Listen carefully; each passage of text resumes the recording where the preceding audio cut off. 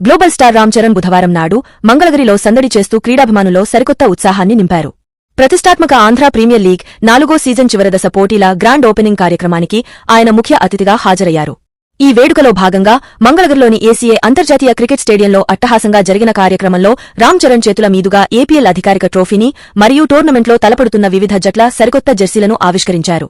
ఈ సందర్భంగా global star Ram Charan మైదానంలో మాట్లాడుతూ ఆంధ్రప్రదేశ్లోని గ్రామీణ మరియు పట్టణ ప్రాంతాల యువ క్రికెటర్లకు తమ ప్రతిభను నిరూపించుకోవడానికి ఏపీఎల్ ఒక అద్భుతమైన వేదికగా నిలుస్తుందని ప్రశంసించారు.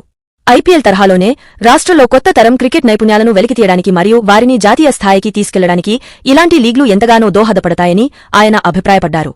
టోర్నీలో హోరాహోరీగా తలపడుతున్న క్రీడాకారులందరికీ తన హృదయపూర్వక శుభాకాంక్షలు తెలియజేసిన రామ్ చరణ్ స్టేడియంలో ఉన్న అభిమానులకు అభివాదం చేయడంతో మైదానమంతా మెగా నినాదాలతో మార్మోగపోయింది.